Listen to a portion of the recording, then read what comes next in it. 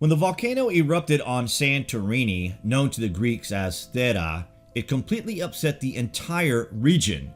This is known to have caused a societal collapse that we never really recovered from, and in this sense, we are still trying to understand this period in time, later referred to as the Bronze Age collapse. The massive eruption of the volcano beneath the island of Santorini in the middle of the Aegean Sea provides a fundamental piece of information for this point in history of the late Bronze Age civilizations of the Eastern Mediterranean.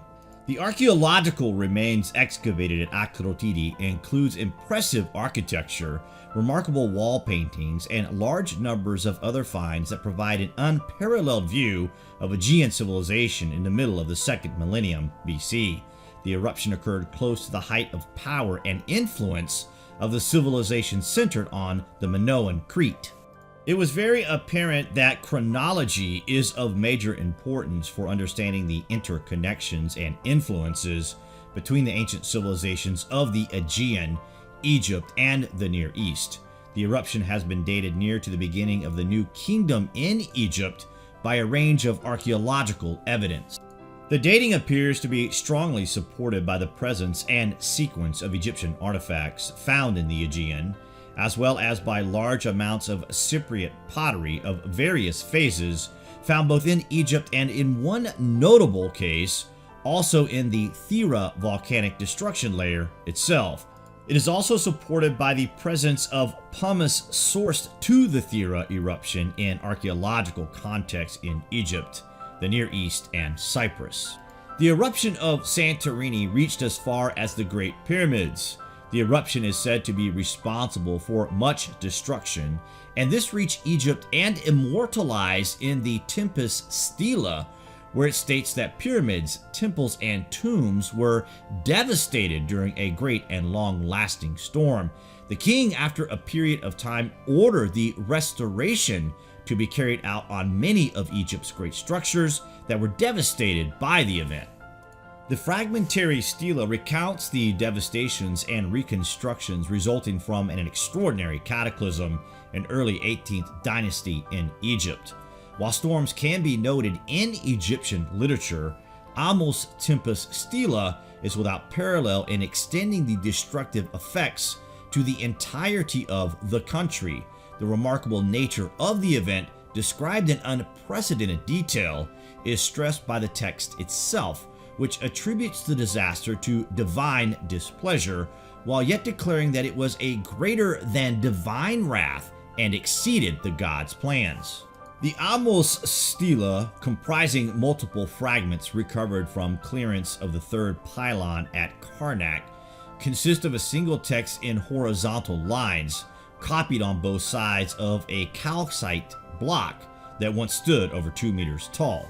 The side, conveniently termed the face or front side, had horizontal lines painted red, with incised hieroglyphics highlighted in blue pigment, and it tells a tale of devastation that happened in Egypt right after the time of the eruption.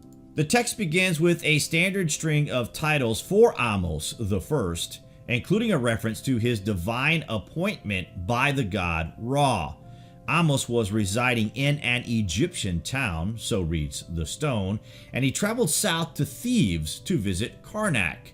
After his visit, he returned south, and while he was traveling away from Thebes, a tremendous storm blew up, with devastating effects throughout the entire country.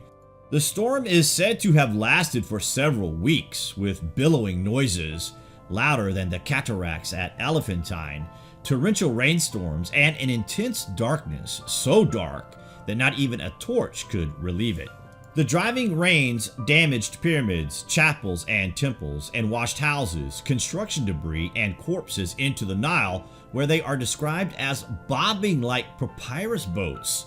There's also a reference to both sides of the Nile being stripped bare of clothing, a reference that has lots of interpretations. The most extensive section of the stela describes the king's actions to remedy the destruction, to reestablish the two lands of Egypt, and provide the flooded territories with silver, gold, oil, and cloth. When he finally arrives in Thebes, Amos is told that the tomb chambers and monuments have been damaged and some have collapsed. He orders that the people restore the monuments, shore up the chambers, replace the contents of the shrines, and double the wages of the personnel in order to return the land to its former state. Amos himself believed the storm was the result of the great displeasure of the gods for his leaving Thebes, his rightful location for the rule over both Upper and Lower Egypt. It is necessary to emphasize that such a major natural catastrophe as the volcanic explosion under consideration would have seriously affected a wide range of civilization around the Eastern Mediterranean. It would have remained in people's memories for a long time. That said, it is remarkable that we have no concrete records of accounts from anywhere in this region by people who had witnessed the Thera eruption more closely. An influx of new data and understanding is obliging us to revise the chronology of the Middle Kingdom, Second Intermediate Period, and the New Kingdom.